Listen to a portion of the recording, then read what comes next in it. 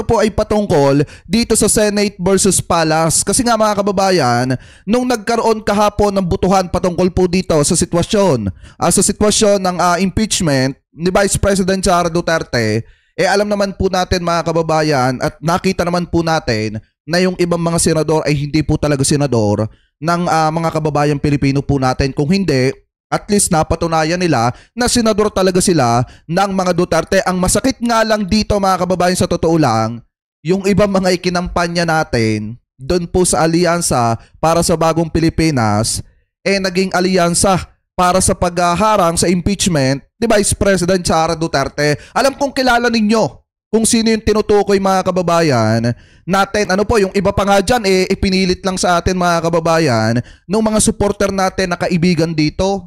Diba? Yung iba pa nga dyan na nasa alyansa kahit ayaw natin, pinilit natin mga kababayan na ikampanya. Kasi nga, ang alam natin, kakampi talaga ng mga kababayang Pilipino po natin. Samantalang yung iba, kita nyo ba yung nangyari dyan? Bumoto pero hindi naman sinabi yung dahilan.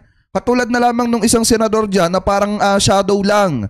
Ibig sabihin, hindi natin nakikita mga kababayan kung ano ba ang pinagagagawa. Biruin nyo, bumoto lang ng yes. At ang sagot, ginagalang daw yung desisyon mga kababayan ng Korte Suprema. Yun na yun. Kaya nga mga kababayan, sa totoo lang, masakit sa taong bayan itong nangyayaring ito sa ating bansa. Lalo na at may mga nagdipa na ngayon na mga post mga kababayan na kung saan si Senate President Chis Escudero ay nakipagkita po sa ambassador ng China dito po sa Pilipinas. Ano po, mismong August 6 pa yun mga kababayan. So anyway, eto i-play po natin itong nakita po nating video. Galing po dito sa Bilyonaryo News Channel na kung saan nakalagay po dito Senate versus Palace. Bakit? Ito, i-play po natin. Matapang ang banat ng Malacanang laban sa Senado matapos nitong i-archive ang impeachment ni VP Sara. Ang detalye sa agenda report ni Ivy Reyes. Most zealous in protecting the principle of legal equality. Sa sesyon kahapon, mainit ang pahayag ni SP Chis Escudero. Tanong niya, talaga bang accountability ang nais ng mga pabor sa impeachment o anti-Duterte lang talaga sila? Ang sagot ni Yusek Castro, okay, basang-basa mo naman si SP Chis. Since day one din, basang-basa na ba? Bilang isa ring abogado, ito ang pananaw ni Palace Press Officer Claire Castro sa pag-archive ng Senate sa impeachment articles laban kay Vice President Sara Duterte. Tingin ko lang, itong mga senador na to, piling ko lang to ha, gusto talaga nilang i-dismiss. Tama! Tatago ngayon sila sa decision ng Supreme Court. Nakatakas ang Senado. Tsaka mga kababayan, ito isipin nyo pong mabuti ha. Ito kasi kung matatandaan nyo nung una, di ba sinasabi forthwith? Ibig sabihin agad-agad na dapat simulan yung trial. Dapat ang Senate mga kababayan magsilbi na impeachment court agad-agad at dapat magkaroon ng trial nung na-transmit mga kababayan sa Senado yung article of impeachment. Pero anong ginawa ni Senate President Chis Escudero? Di ba puro pa pogi lang, puro pa press con at may mga sinasabi-sabi pa nga mga kababayan, kung matatandaan nyo noon, na after ng SONA, magsisilbi ang Senado bilang impeachment court, tatawid sa 20th Congress. Ano nangyari ngayon? Sinadyang i-delay mga kababayan para ibasura. Sinadyang i-delay para patayin yung impeachment mga kababayan. Pero gaya nga ng kung matatandaan nyo, doon sa iba na mga nagpapahayag patungkol po dito, sinasabi naman nila na kung i-reverse ng Korte Suprema, ito pong patungkol sa impeachment ni Vice President Sara Duterte, pwede pa daw pong umusa dito. Kaso nga lang ang problema, ang tanong, reverse pa ba ng Korte Suprema yung naging desisyon po nila? Kaya pala lahat kayo mapapaisip kayo, ang tagal na panahon na na-file yung mga disbarment case laban po kay Vice President Sara Duterte. Nakakapagtaka bakit hindi na-aaksyonan. Yun pala naman mga kababayan, di umano, ang karamihan dyan po sa Korte Suprema mga appointee ni dating Pangulong Duterte. So ngayon sa tingin nyo, kung yung mga appointee na yon ni dating Pangulong Duterte, nakita nilang mali yung naging desisyon po nila mga kababayan nung una na sabihin na labag sa saligang batas itong impeachment ni Vice President Sara Duterte o itong proseso ng impeachment ni Vice President Sara Duterte, sa tingin nyo babawiin pa nila yan? Lalo na at appointee sila ni dating Pangulong Duterte. Malabo na yan mga kababayan. Kaya nga yung ginawa ng Senado, yung ginawa ng Korte Suprema nung nakaraang araw mga kababayan, tapos yung ginawa ng Senado, hindi po talaga katanggap-tanggap yan sa mga kababayang Pilipino po natin. Dahil unang-una yung sinasabi ni Senate President Chis Escudero na gusto lang ma-impeach etong si Sara dahil anti-Duterte. Hindi po ganon. Ang hinahanap ng taong bayan dito, kaganda nga ng pakiusap ng mga kababayan Pilipino po natin, makita man lang yung ebidensya, kahit yun na lang. Kahit i-dismiss na nila sa hulihan mga kababayan or i-acquit nila si Sara, wala na tayong pakialam. Ang mahalaga, magkaroon ng trial, makita yung ebidensya ng sambayan ng Pilipino at ang taong bayan na ang bahalang humusga. Kaso nga lang ang problema, kahit yun ipinagkait pa mga kababayan. Diba? So ngayon, ipagpatuloy pa natin. Sa judgment ng mga tao na sila ang pumatay sa impeachment. Kasi tama. nila Supreme Court. Sa kanyang vlog, sinabi ni Castro na tila nagtatago sa likod ng Korte Suprema ang Senator Judges. Totoo Dahil naman. tutuusin, hindi nang pag-archive ang recourse bunsod ng immediate and executory ruling ng SC. You can also show respect by not making any action, saying na let's wait for the decision, final decision of the Supreme Court. And then kapag naging final ito at sinabi talaga no jurisdiction, then you can't do anything but to abide by the law or to abide by the proceedings or decision of the Supreme Court. Yun lang. Kailangan i-archive. Giit din ni Castro, hindi dahil archive na ay patay na ang impeachment. Isinantabi lang daw ito. Yun nga lang, hawak pa rin ng mayorya ang desisyon kung bubuhayin pa ito. Ayan, tanong, kita nyo naman mga kababayan kung gaano kadami yung mga senator na talagang masasabi natin na hindi naman senator na mga kababayan Pilipino po natin, senator ng mga Duterte. Kita nyo naman kung gaano kadami yung bumoto para itago, i-archive yung impeachment mga kababayan ni Vice President Sara Duterte. Alam nyo, sa totoo lang, nung una bilib ako dun sa mga senator dyan na matatapang yung bibig, magagaling magmura mga kababayan. Tapos kung titingnan mo pag nagsasalita, yung isa pa nga dyan, di ba, sinasabi pa, dapat matuloy, dapat makita yung ebidensya, pero bumoto naman siya para i-archive yung impeachment mga kababayan ni Vice President Sara Duterte. Buti pa nga si Tito Sen Buti pa nga itong Senator Ping Lacson, kahit pa paano makikita ninyo mga kababayan na talagang ipinagtatanggol nila yung gustong mangyari at interes ng mga kababayan Pilipino po natin. Samantala mga kababayan, yung 19 na bumoto para itago yung impeachment, diba, para i-archive mga kababayan, dyan yung makikita na hindi talaga sila senador ng sambayan ng Pilipino. Kasi pagdating pala sa mga Duterte mga kababayan, parang ang lumalabas ngayon, si Sara yung above the law. Diba mga kababayan? Mas mataas si Sara kaysa sa saligang batas. Anyway, ipagpatuloy pa natin. At dahil may mga senator judge gaya ng presidential sister na si Amy Marcos at Bato de la Rosa na obvious naman daw nakakampi ng bise, hindi masasabi kung ano ang tsansang muling gumulong ang bola. At ang buong impeachment case na ito, problema at gastos pa na matagal na raw sanang natapos kung nagsalita lang si VP Sara. Hayaan natin sila dyan. Si Senado, cargo nila yan. Let's just pray na dapat managot, ay managot. Tama! Totoo! Ironic daw na bukod sa iisang tao ang pinagkakaguluhan ng buong bansa, walang alam ang mga opisina nito kung ano ang nangyari at saan napunta ang 125 million pesos worth of confidential funds. Banat pa ni Castro, ibang klaseng leader talaga si VP Sara. Dahil kahit mag-report tungkol sa trabaho, hindi raw nito magawa. Hindi na nga raw nakakatulong ang bise, biyahe pa na biyahe. Tama! Sa agenda, Ivy Reyes, Billionaire Youth Channel.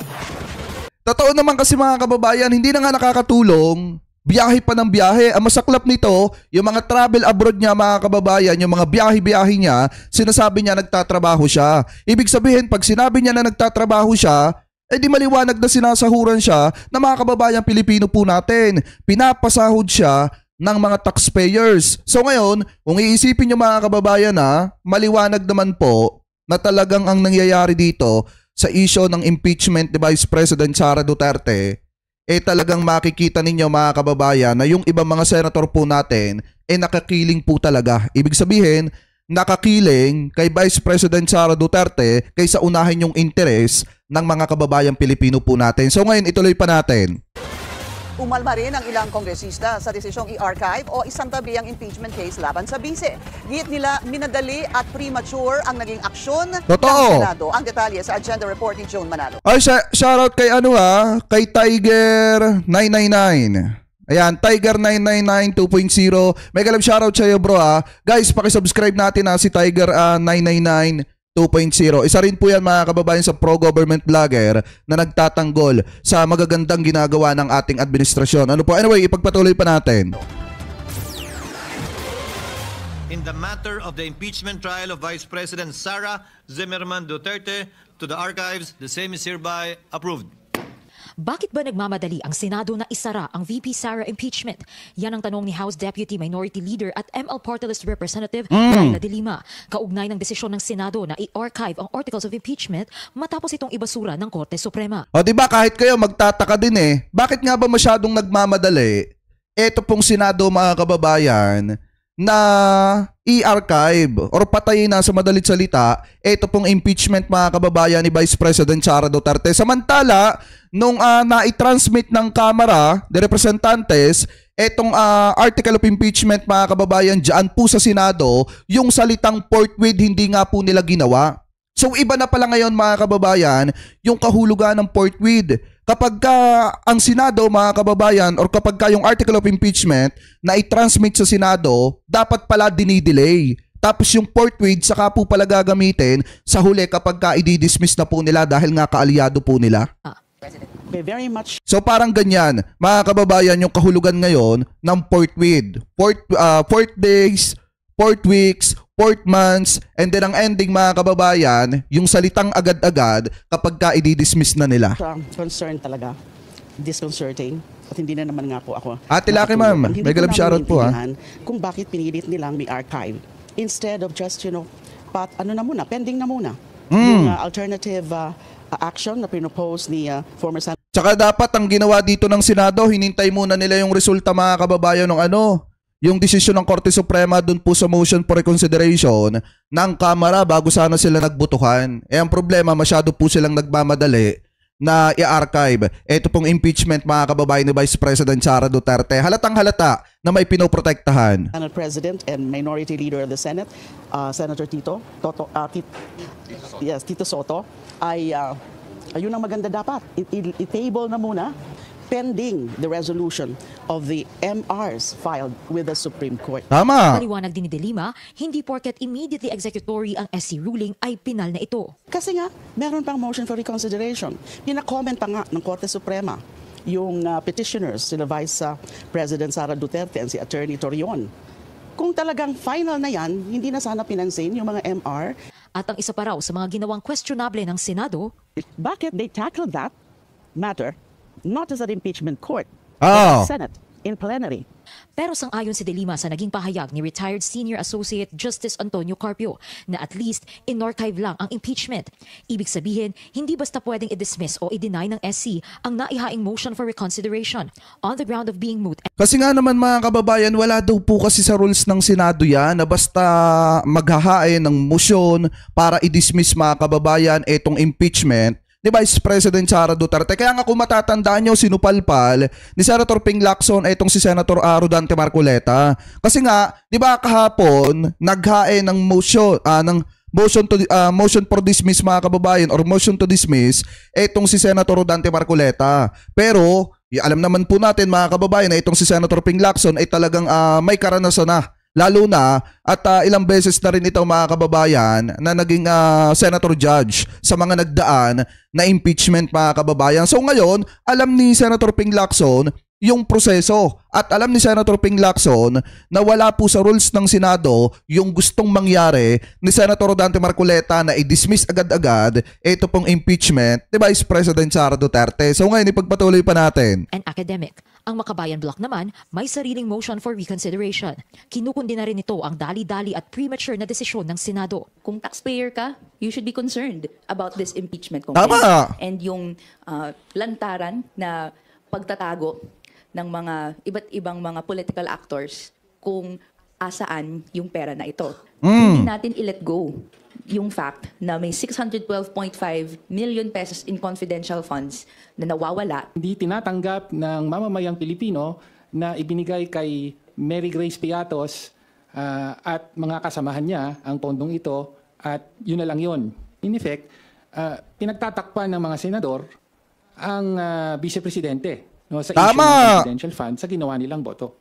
At saka kita nyo ba yung ngiti ni Robin Padilla mga kababayan?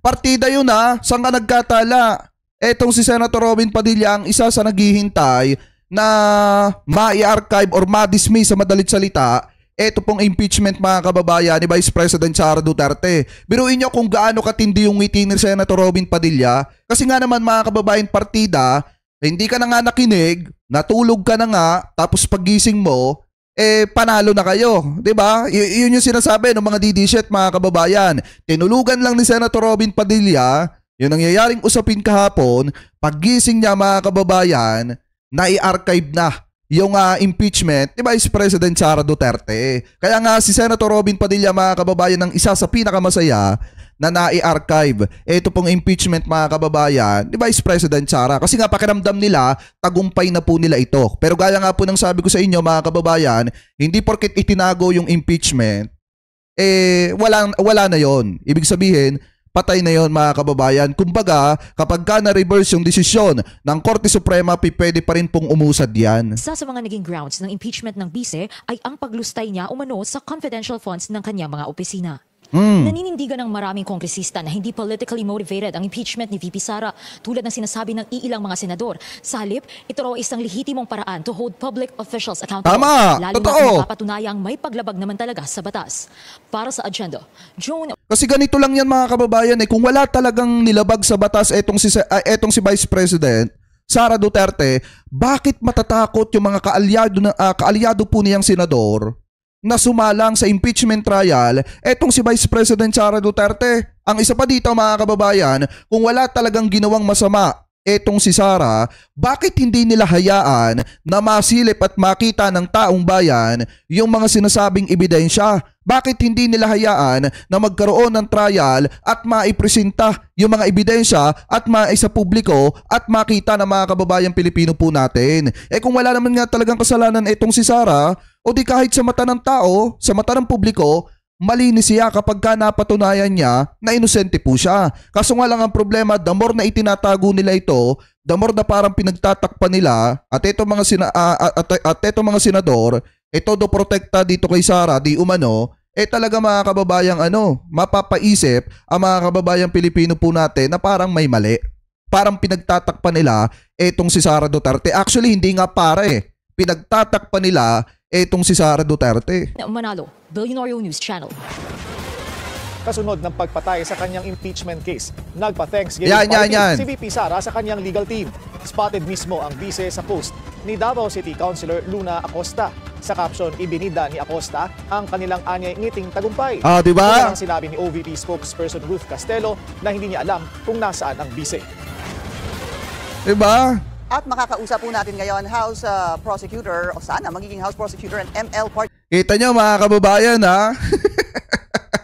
nagpa-Thanksgiving etong si Sara Duterte, mga kababayan, dahil nga ayon sa kanila, ito daw po ay ngiting tagumpay yung nangyari sa pag-archive ng impeachment, mga kababayan, ni Vice President Sara Duterte sa tulong na rin ng mga kaalyado po niyang senador. So para kay Sara Duterte at sa kampo niya, ito po ay tagumpay, mga kababayan. Pero gaya nga po ng sabi ko, uulitin ko ulit, hanggat hindi po nadidismiss yung impeachment na yan, once na ma-reverse yung desisyon ng Korte Suprema at manaig sa Korte Suprema yung panawagan ng sambayan ng Pilipino, pwede pa rin pong umusad dyan kasi hindi naman po totally, mga kababayan, i-dismiss yung impeachment dahil nga walang ganyan sa rules ng Senado. Ang nangyari, itinago lang muna, mga kababayan, ito pong impeachment. So possible na kapag ma-reverse ang desisyon ng Korte Suprema, uusad at uusad pa rin po yan. Pero nakadepende pa rin po yan, mga kababayan, doon po sa mga senator. Ngayon, kung ito mga senator,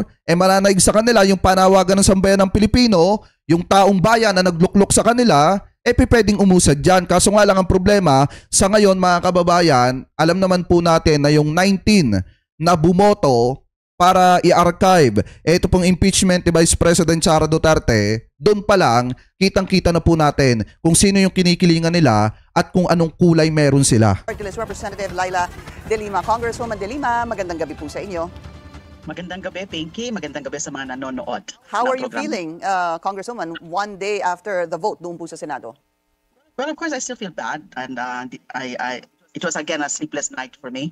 Trying to figure out bakit ganun ang naging actions ng Senado na tama yung mga nagiging observation na minadali. Why do they have to do that? Nung una, pinapa-dismiss na naman, and then it was modified or amended to just archiving. But the result is still the same. Yung para bang binabaliwala talaga nila yung impeachment complaint or yung articles of impeachment. Even if They know very well that there are still pending motions for reconsideration. The MR filed by the OSG on behalf of the House of Representatives, the motions for reconsideration and intervention. Tama. A group led by Akbayan Representative Percy Sendanya at then the Tindig Pilipinas, and the third one was the one filed by Sambayan, spearheaded by former Senior Associate Justice Tony Carpio and former Justice and Ombudsman Conchita Carpio Morales, among others. So why the rush? Now it's still very much part of the process, the judicial process before the Supreme Court, notwithstanding na meron nakalagay doon sa dispositive portion na immediately executory, but it doesn't mean final na. Sabi dito ni Norma Reyes, hindi pa tapos ang impeachment trial.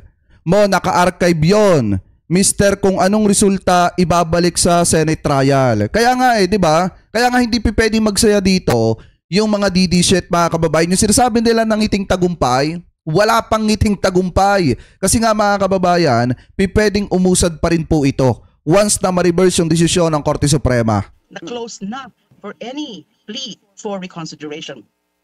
Meron ho kayong sinabi sa isang interview kahapon ata yon, Congresswoman, na tila nagtataka kayo hinggil dito sa pagboto ng Senado bilang mga senador at hindi sa ilalim ng tinatawag na impeachment court. Kindly expound.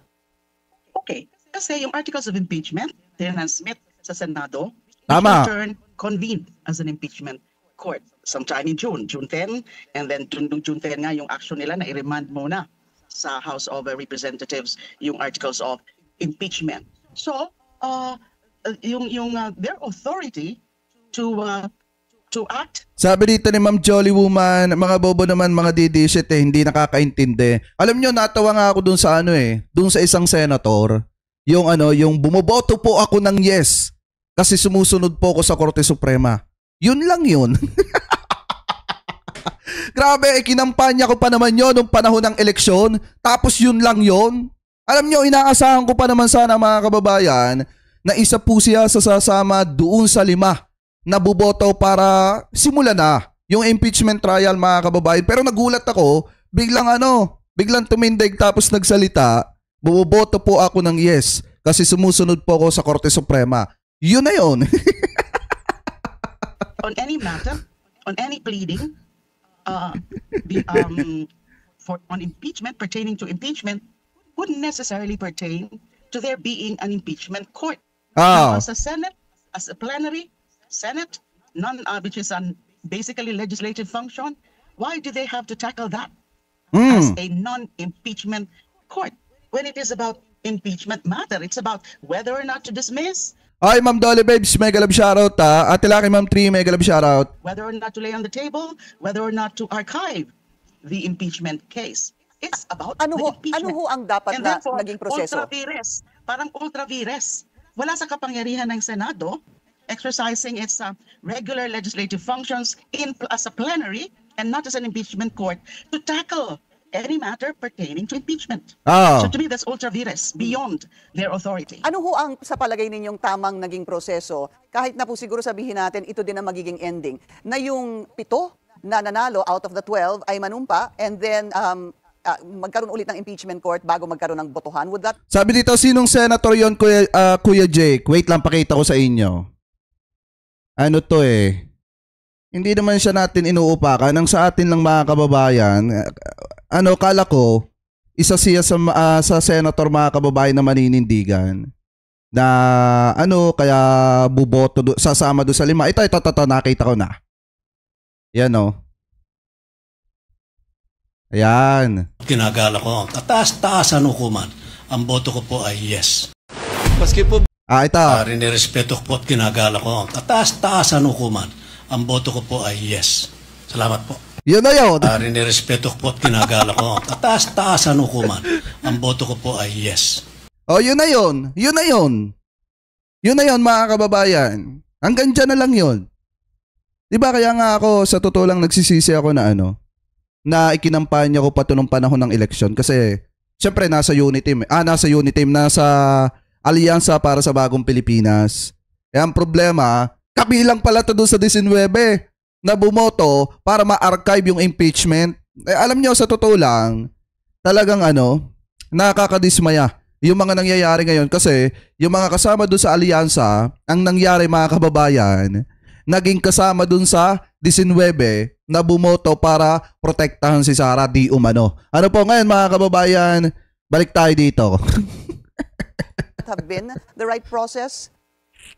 I'm sorry, Pinky. Choppy? You're coming in choppy? I did not quite understand. Opo. Pakiulit po. Pakiulit po. Ano ho kaya sa palagay ninyo ang tamang proseso dun sa inyong binanggit kanina na this was tackled by the Senate and not the impeachment court? Should they have? Dapat ho bang nanumpa muna yung 7 doon sa 12 nanalo bilang senator judges and then convene as an impeachment court bago po nila itakel o bumoto hinggil dito sa naging desisyon ng Korte Suprema? Sa tingin ko po. Tama. Kasi that's an impeachment court. Senate is an impeachment court. And since may mga bagong miyembro, so pinasumpa muna nila. Pero nagiging excuse kasi nila is that the Supreme Court said that the impeachment court, Senate is an impeachment court, did not acquire jurisdiction. But then again, hindi pa final yung ruling na yan. So the status is that yung Senate is still an impeachment court. When talking about impeachment matters, kasama na dyan yung pagbabasura, pag-archive, pagsususpend, o anuman tungkol sa impeachment. Congresswoman, what are the chances you think na mabuhay pa itong archived impeachment complaint? Well, marami nga nagsasabi na wala ng pag-asa. Suntok sa buwan na. Especially so na it's unanimous. Pero kami po na for impeachment, pinaglalaban talaga namin yung bagay na ito, yung issue na ito na napakahalaga, ay hindi po kami nawawala ng pag-asa. Now, the Supreme Court, if only they would really consider, study very well, evaluate the merits of the arguments, strong, valid, and convincing arguments raised in those motions for reconsideration, especially the one filed with the Office of the Solicitor General, siguro naman maiisipan nila na pwede pa nilang i-reconsider kasi may mga mali nga lalo na sa mga facts. So tama si Senator Kiko Pangilinan, kung mali ang pagkakaintindi mo sa mga facts, di mali rin yung mga magiging ruling mo pagdating sa batas, yung sa merits. Kasi mali nga yung basehan. So if they realize that, if they accept yung mga miyembro ng Supreme Court, either unanimous or majority of them, ma-realize nila, matanggap nila na nagkamali sila doon sa mga crucial facts, then may pag-asa talaga na i-reverse nila ang sarili. Ang problema naman mga kababayan, matatanggap ba ni Senate President Chis Escudero na nagkamali siya? Matatanggap ba ni na Senator Bato de la Rosa, ni na Senator Rodante Marcoleta na nagkamali po sila? Hindi nila tatanggapin yan mga kababayan. Kasi nga, ang gusto lang nilang mangyari dito ma-dismiss na itong impeachment na ito laban kay Sara Duterte. Diba mga kababayan, yan yung gusto nilang mangyari. Anyway, ipagpatuloy pa natin. Nila. Otherwise, ano na yung magiging basehan nung pinaka-ruling nila sa substantive issues, sa legal and constitutional issues? Ilan po doon sa naging mga pahayag ng mga nagbigay ng kanilang paliwanag sa kanilang pagboto ay sinasabi nga nagsalita na ang Korte Suprema. Meron pa bang Supremer Court or more supreme than the Supreme Court? Kaya't a common theme was that kailangan sundin dahil nagsalita na po ang Korte Suprema. What do you say to that? Of course we know, and as a lawyer, I'm very well aware of the fact na ang Supreme Court natin is the final arbiter of controversies. Now, kaya lang, yung pakikialam mismo na nasobrahan ng pakikialam ng Supreme Court ay questionable na yun eh. Tama. Ang palagi ko pong sinasabi, pagdating sa impeachment, kasi malinaw ang Constitution na ang sole initiator is the House of Representatives at ang sole trier and judge ng impeachment, ng innocence or guilt of the respondent ay yung Senado. Klaro yan sa Constitution. Hindi ko sinasabi na never na makialam ang Supreme Court. Yes, pwede makialam ang Supreme Court, but only in clear cases of violation of the Constitution, na talagang malinaw yung pagbabiolate ng Constitution and there is a manifest grave abuse. Tsaka mga kababayan, kung titingnan nyo, tama yung sinasabi dito ni former Senator Laila de Lima. Kasi nga naman, di ba kung matatandaan yung mga kababayan nung na-transmit sa Senado yung article of impeachment, hindi po nila sinunod yung salitang forthwith mga kababayan. Tapos, ang nakakapagtaka pa dito, kung iisipin nyo pong mabuti, parang sinadya talaga mga kababayan, di umano, na i-delay yung impeachment ni Vice President Sara Duterte. Sinadya talaga nila mga kababayan na patagalin yung trial. Tapos ang ending, kaya pala sinadya, para talaga tuluyang ibasura. Dahil yan naman po ay makikita at mahahalata ninyo doon sa unang sinubukang gustong mangyari ni Senator Bato de la Rosa na i-dismiss etong impeachment ni Vice President Sara Duterte. Nakalaunan, binigyan ng magandang term ni Alan Peter Cayetano na i-reprimand diyan po sa Senado mga kababayan. Tapos ang ending ngayon, eto na, nung nasa mismong araw na mga kababayan na pagbubutohan, etong impeachment kung magpapatuloy ba or hindi na, sinadya naman nila ngayon mga kababayan na itago na lang. Kasi nga, kung ipadidismiss po nila yan, marami talaga sa mga kababayan Pilipino po natin ang aalma dyan. At marami yung mga talagang professional mga kababayan pagdating sa pagtingin dito sa impeachment na ito, ang magsasalita at sasabihin na mali yung ginagawa ng Senado. Kaya ang ginawa nila mga kababayan, itinago na lang nila dahil nga wala sa rules ng Senado na i-dismiss agad-agad yung impeachment ni Vice President Sara Duterte. Kaya kung titingnan ninyo, marami po talaga mga pagkakamali dito po sa ginagawa ng Senado mga kababayan. Lalo na sa issue ni Vice President Sara Duterte at nung kanyang impeachment. Abuse of discretion. I humbly submit na wala namang ganun dito sa kaso na to. The House, when it initiated, based on the existing provision of the Constitution and the existing rules of the House on impeachment, ay walang maling ginawa, walang violation ginawa. So paano mo masasabi na merong manifest grave abuse of discretion? So hindi dapat nakialam yung Supreme Court. At kung nakialam man, ay nasobrahan dahil nga anong ginawa? Renedefine, minodify, o binago, minodify yung mga rules. And lalo na, yung pagdagdag ng requirements na wala naman sa Constitution. And I'm referring doon sa pagdagdag, doon sa doon sa the seven kapag yung conditions. Third mode. Yes, yung one-third adopted by one-third of the members of the House. Kailangan pa daw, bigyan muna ng kopya yung respondent at even yung mga evidence, kailangan daw ipakita rin sa kanya at ipasagot. Magiging mahirap na masyado in the future kung hindi yan ma-reverse yung pag-impeach. Kasi bakit sa level pa lang ng plenary ng House ay pasasagutin mo na siya? Kaya nga may korte.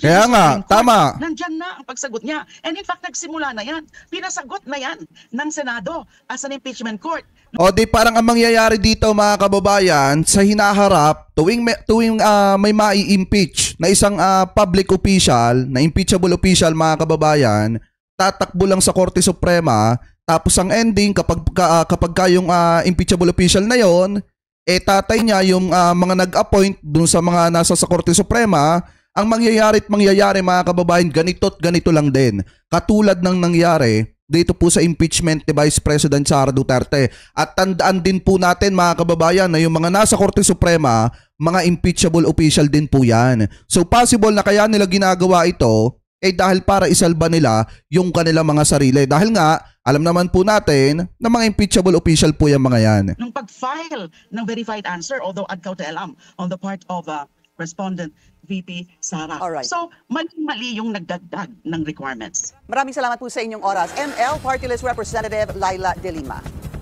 Thank you too, Pinky. Good evening.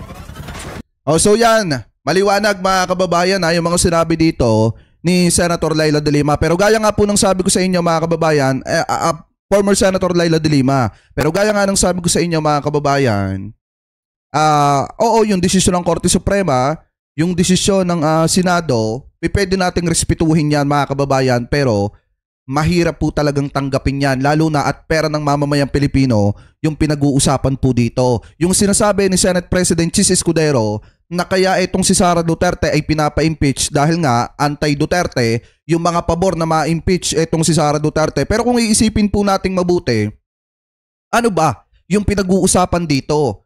Pera ng taong bayan. 'Di ba pera ng taong bayan, yung pinag-uusapan po dito hindi sa kung basher man or sumusuporta man kay Sara Duterte, ang pinag-uusapan po dito pera ng mamamayang Pilipino, yung 612.5 pesos na hinahanap ng taong bayan kung saan po napunta. Yan po yung pinag-uusapan diyan.